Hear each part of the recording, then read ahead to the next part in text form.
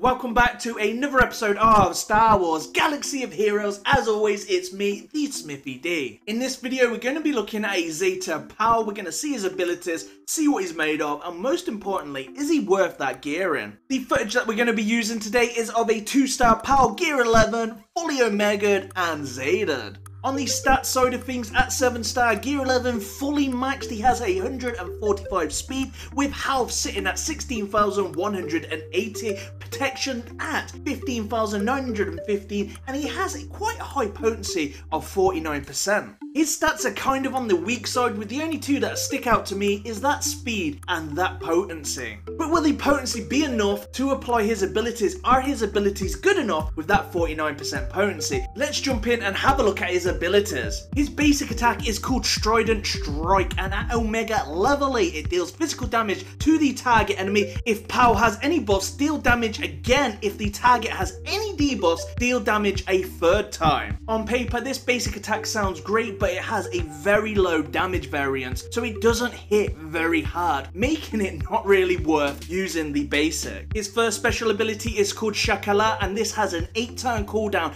At level 8 Omega'd, all allies gain offense up for 2 turns, and PAL gains 40% turn meter. I guess this ability does exactly what it says. His second special ability is called Sonic Grenade. This again has 11-turn cooldown. At Omega'd level 8, this deals physical damage to all enemies with a 70% chance to inflict defense down for 2 turns. Like his basic attack, this has a very low damage variance, so it doesn't hit very hard, and just for the sake of landing that defense down, it's not really that good or mostly ideal or the greatest debuff in the world to apply to the enemy. His unique is called Forpipida. Whenever a rebel ally uses a basic attack, this reduces pose cooldowns by 1. So if you did want to go ahead and put those 20 Zetas on him, he's going to be gaining 5% turn meter whenever a rebel ally uses a basic attack. So what we can take away from this unique, that PAL needs to be ran with some rebels to decrease the cooldowns on his specials and gain that turn meter if you did fancy on Zeta in him.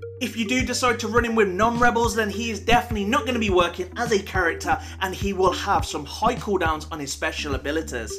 Before we move on to the good, the bad, and the ugly, it's worth mentioning that sometimes in this game, there will be characters put into the game that are not going to be as good as a character like Luke Skywalker would, or any iconic hero. PAL only had a small amount of screen time in Rogue One, pretty similar to maybe the screen time that the Coruscant Underworld Police got in the Clone Wars, so we have to be mindful that not every character will be like Nihilus or Kylo Ren. So with that out there, let's start the good, the bad, and the ugly.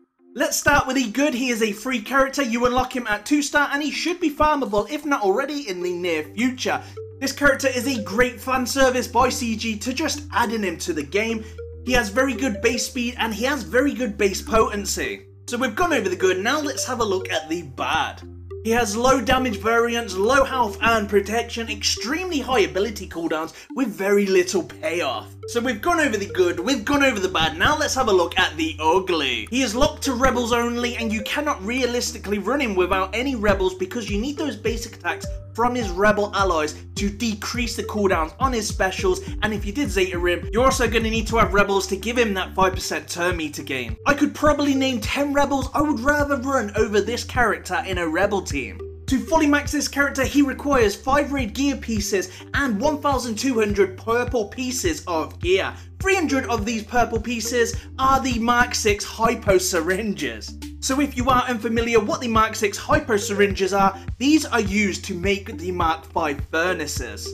So we've come to that final moment where we're going to be grading the character from A to D, and on this character, PAL is definitely deserving of a D. I don't feel he brings anything to the table that another rebel character cannot, or any character in general. He has a quite basic kit, and he has to be ran with rebels, and I think that is a real big issue. So if you did gear him up, if you wanted to move away from the rebel meta, he's going to be left away in any rebel meta that's in this game, so he can only really physically be ran with rebels. And still, if you did run him with rebels, he doesn't really bring anything to improve that squad, and in my opinion he probably makes it a little bit worse because he's not that sort of character that's going to be changing a team, and he's not the carrier, he is the carried.